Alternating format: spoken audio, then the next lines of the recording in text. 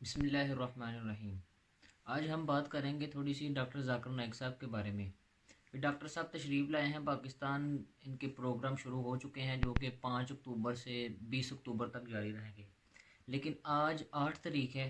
اور کچھ ایسے واقعات ان 2-3 دنوں میں، ابھی صرف ان کے کراچی میں پہلے ان کے پروگرام تھے جو 5 اکتوبر اور 6 اکتوبر کو وہ دو ہوئے ہیں، وہ ان میں ہی کچھ ایسے واقعات پیش آ چکے ہیں کہ جن کو دیکھ کر لگتا ہے کہ اگر آگے والے دنوں میں جب آہستہ آہستہ ان کے بڑھتے جائیں گے، سوالات کی نشستیں ہوں گی تو بوجھ کچھ سامنے آنے والا ہے۔ ان دونوں میں بھی انہوں نے جو کچھ باتیں ایسی ہوئی ہیں جو نہیں ہونی چاہیے تھی، جیسے کہ انہوں نے اس میں ایک واقعہ تو انہوں نے یہ بتایا کہ جب میں آ رہا تھا تو پی آئی اے کے سی او کو میں نے کہا کہ میرے پاس 1000 کلو ہے، تو اس نے کہا کہ آپ چلو ایسا کرتے ہیں، آپ کو 50% ڈسکاؤنٹ کر دیتے ہیں۔ تو ڈاکٹر صاحب بتا رہے تھے کہ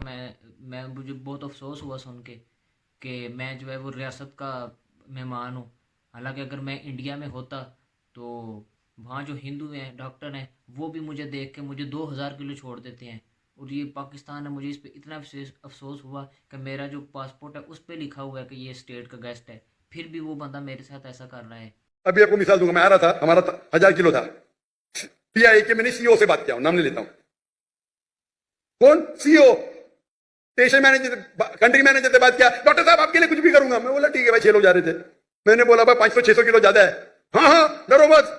مجھے 50% ڈسکاؤنٹ دوں گا، میں بولا بھائی 50% ڈسکاؤنٹ کے بدلے میں اور 4 لوگ کو لے کے آؤں اور سستا پڑے گا نا،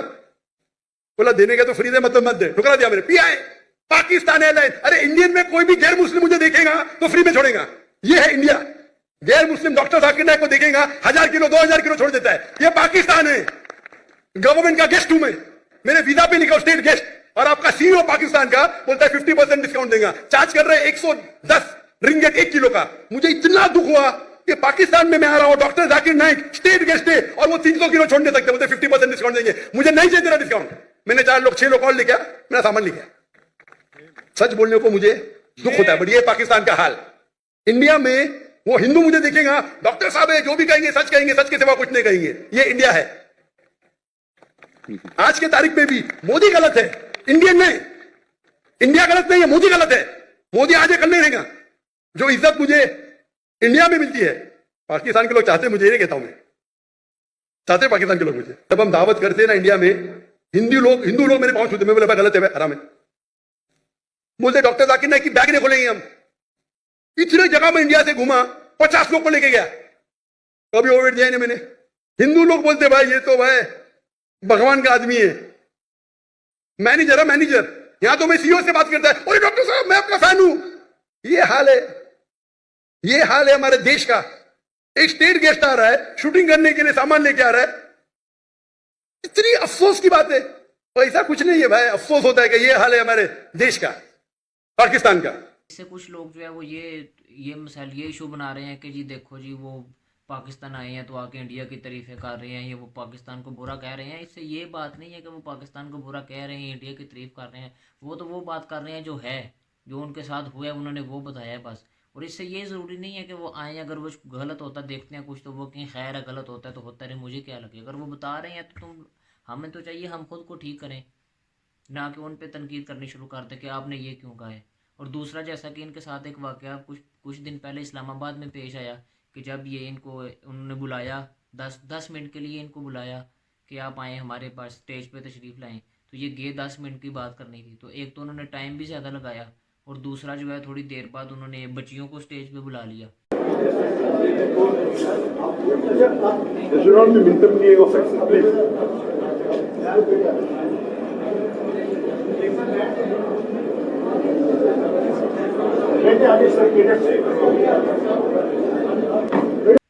تو جب وہ بچیاں اسٹیج پہ آئی تو ڈاکٹر صاحب جو ہے وہ اسٹیج سے نیچے اتر گئے، تو اس پہ بھی رولا ڈال گیا، اس کی بھی وضاحت انہوں نے کچھ دن پہلے کی ہے کہ یہ تو طریقہ ٹھیک ہی نہیں ہے، وہ بچیاں تو جو ہیں وہ بالغ تھی، وہ 13 14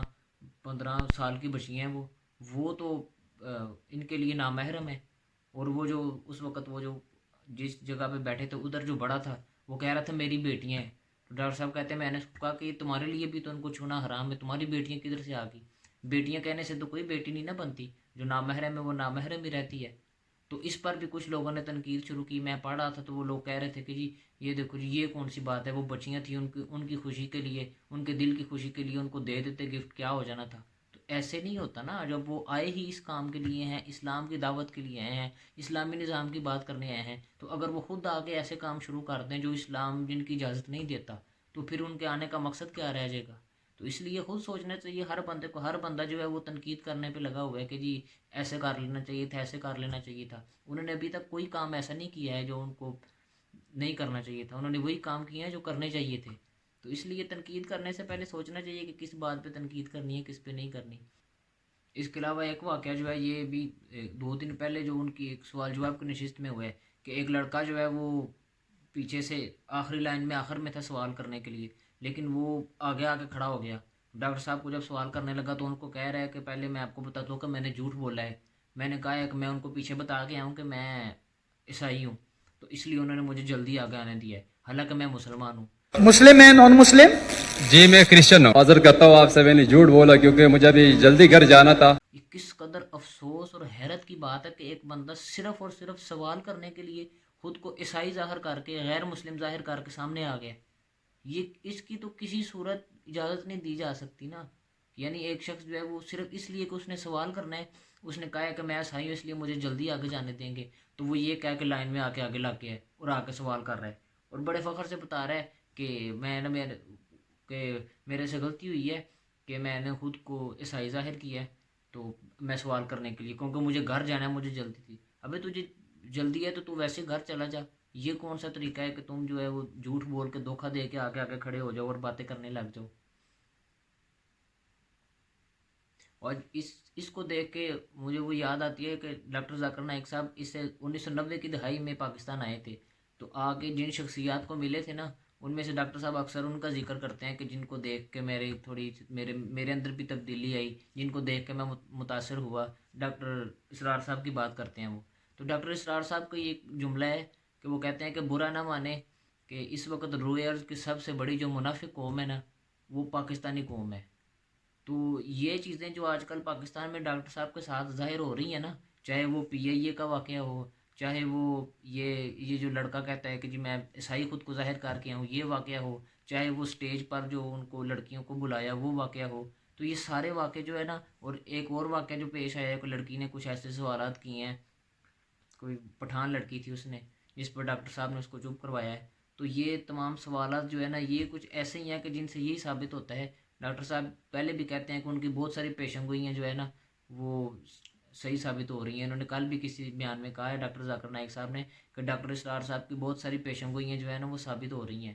تو میں تو کہتا ہوں وہ یہی سوچ رہے ہوں گے کہ یہ پیشن گوئی جو ہے کہ روئی ارض کی سب سے بڑی منافق قوم پاکستانی ہے, تو یہ بھی اسی میں ہی آ رہی ہے, ثابت ہو رہی ہے. تو یہ کس قدر بری بات ہے, بری حرکت ہے کہ ایک بندہ ہمارے پاس مہمان آیا ہے تو ہم اس کے سامنے ایسی حرکتیں کریں.